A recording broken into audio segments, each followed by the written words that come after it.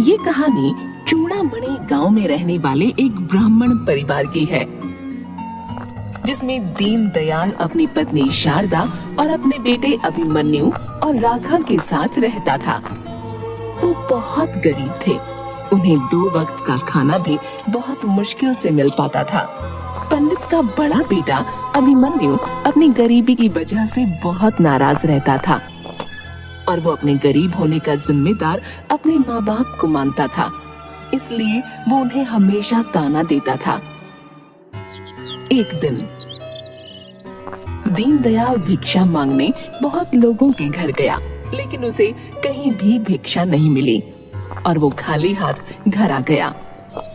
अपने पिता को खाली हाथ देखकर अभिमन्यु भड़क गया और बोला, आ गए फिर हाथ झुलाते। आज भी मुझे भूखे पेट ही सोना पड़ेगा। मेरी तो किस्मत ही फूट गई इस घर में जन्म लेने के बाद। न जाने कौन सी घड़ी में भगवान ने मुझे इस घर में पैदा कर दिया था। इस घर में जब से जन्म लिया है तब से कभी ढंग का खाना नसीब नहीं हुआ है। तेरे बच्चे नहीं जो इस तरह से तू उनसे बात कर रहा है। इन्होंने आज तक एक पिता होने का कौन सा फर्ज निभाया है जो मैं इनसे तमीज से बात करूं? अपने बेटे की ऐसी बातें सुनकर दीनदयाल बहुत दुखी हो जाता है। उसकी आंखों में आंसू आ जाते हैं। वो अपने आंसू छिपाते हुए अपने छोटे बेटे राघव को लेकर लेट जाता है। हर रोज अभिमन्यु अपने पिता को भला बुरा कहता, लेकिन उसके पिता उसे कभी कुछ नहीं कहते। कुछ सालों बाद अभिमन्यु और राघव अब बड़े हो चुके होते हैं और वे अपने पिता की तरह ही भिक्षा मांगकर अपना गुजर बसर करना शुरू कर देते हैं, लेकिन उनसे उनका गुजारा बहुत मुश्किल से हो पाता था। एक दिन, राघव चल, हम आज दूर कहीं भिक्षा मांगने चलते हैं। यहाँ तो हमें कोई कुछ देता नहीं है। नहीं भैया, ज्यादा दूर नहीं जाते वरना तक्षक आ जाएगा। चल जल्दी आ जाएंगे। और ये तक्षक वक्षक कुछ नहीं होता। नहीं भैया, होता है तक्षक, माँ ने मुझे बताया है। राघव अपने भाई की बात मान लेता है और वो दोनों भिक्षा मांगने के लिए निकल जाते हैं। थोड़ी दूर चलने के बाद उन्हें बहुत सारे घर दिखते हैं, जिन्हें देखकर वे दोनों खुश हो जाते हैं और दोनों भिक्षा मांगना शुरू कर देते हैं और हर घर से उन्हें कुछ न कुछ मिल जाता है। थोड़ी देर और चलने के बाद उन्हें एक घर मिलता है। वो वहाँ भी भिक्षा मांगने के लिए रुक जाते हैं। भिक्षाम देहि, भिक्षाम देहि। तभी उनकी आवाज सुनकर एक बूढ़ी औरत घर से बाहर आती है और कहती है, अरे तुम तो एक ब्राह्मण हो, तो मैं तुम्हें ऐसे खाली हाथ नहीं भेज सकती। तुम अंदर आ जाओ, मेरे पति आते ही होंगे। अभिमन्यु और राघव दोनों घर के अंदर चले जाते हैं और घर को देखने लगते हैं। तभी उन्हें कोने में रखी तस्वीर दिखती है। तस्वीर को देखते ही राघव बोलता है, ये कौन है? ये तक्षक है। तक्षक की वजह से ही देवी देवताओं का प्रकोप बारिश बनकर चूड़ामणि गांव पर बरस रहा है। राघव तक्षक का नाम सुनते ही डर जाता है। तभी अभिमन्यु बोलता है, देवी देवताओं का प्रकोप कैसे? और ये तक्षक कौन है? तक्षक मोगी देवी की पहली संतान थी। तक्षक बहुत लालची था। उसने देवी के सारे सोने को हड़प लिया था और जैसे ही तक्षक अनाज को हड़पने वाला था, सारे देवी देवताओं ने उस पर हमला कर दिया और अपनी संतान को देवी ने बचाने के लिए शर्त रखी। और वो शर्त थी कि कोई भी तक्षक की पूजा नहीं करेगा और सब तक्षक को भूल जाएंगे। क्या उसके बाद सब तक्षक को भूल गए? नहीं, कुछ सालों बाद ही चूड़ामणि गांव के लोगों ने तक्षक का मंदिर बनाया और उसकी पूजा की, जिसकी वजह से सभी देवी देवता क्रोधित हो गए। और तब से लेकर आज तक देवी देवताओं का गुस्सा चूड़ामणि गांव पर बारिश बनकर बरस रहा है। लेकिन लोगों के द्वारा मंदिर बनाए जाने पर तक्षक बहुत खुश हुआ और खुश होकर उसने अपना सारा सोना मंदिर को समर्पित कर दिया। क्या वो सोना अभी भी उस मंदिर में है?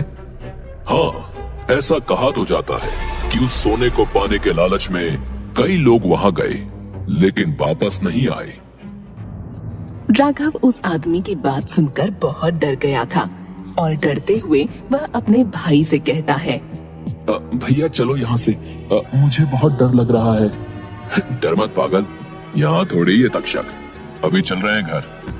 दोनों भाई घर आने लगते हैं। अभिमन्यु पूरे रास्ते उस आदमी के द्वारा कही बातों को सोचता रहता है और खजाने की बात उसके दिमाग में गूंजने लगती है और उसके मन में भी और लोगों की तरह उस खजाने को पाने के लालच में वह आ जाता है और उस मंदिर में जाने का फैसला करता है। अगले दिन वो बिना किसी को बताए उस मंदिर की ओर चला जाता है। तभी राघव अभिमन्यु को रोकता है। भैया आप कहाँ जा रहे हैं? मैं तक्षक से मिलने जा रहा हूँ, चलेगा? नहीं भैया, वहाँ मत जाइए, वहाँ जाना ठीक नहीं है। तुझे जाना है तो जा, लेकिन मैं तो आज खजाना लेकर ही आऊंगा। नहीं भैया, मैं अकेले आपको छोड़कर कहीं नहीं जाऊंगा। आप चाहे गलत करो या सही, मैं हमेशा आपके साथ रहूंगा और हमेशा आपका साथ दूंगा। दोनों मंदिर पहुंचते हैं। वहाँ आज भी बहुत तेज बारिश हो रही थी और बिजली कड़क रही थी। हर रोज की तरह राघव अपने भाई को समझाने की बहुत कोशिश करता है, लेकिन वो नहीं मानता। और जैसे ही वो दोनों मंदिर में अपने कदम रखते हैं, बहुत तेज बिजली कड़कती है, जिसे देखकर अभिमन्यु और राघव डर जाते हैं और राघव अपने भाई को फिर से मना करता है। भैया मत जाइए, देखो कितनी तेज बिजली कड़क रही है। तुझे चलना है तो चल, मेरा दिमाग मत खराब कर। राघव अपने भाई को अकेला नहीं छोड़ना चाहता था, इसलिए वो उसके साथ चला जाता है। वो दोनों मशाल जलाकर जैसे ही मंदिर के अंदर घुसे, वैसे ही बहुत तेज तेज हवाएं चलने लगी और जैसे ही वो दोनों आगे बढ़े, वहाँ मरे हुए लोगों के शरीर कंकाल पड़े होते हैं और वहाँ बहुत गंदी बदबू आ रही होती है। वो दोनों अपनी नाक बंद करके चलते रहते हैं। तभी उन्हें एक डरावनी आवाज सुनाई देती है। आवाज सुनते ही वे दोनों डर जाते हैं और इधर उधर देखने लग जाते हैं। भैया ये सब क्या हो रहा है? मुझे बहुत डर लग रहा है। अब यहाँ तक आ गए हैं तो खजाने की झलक तो देख लें। तभी अचानक से ऊपर से बहुत सारे कंकाल गिरने लगे और दोनों बचाओ बचाओ चिल्लाने लगे। तभी वहाँ अचानक एक भेड़िए की शक्ल वाला इंसान आ गया और वो बहुत भयानक आवाज निकालता है।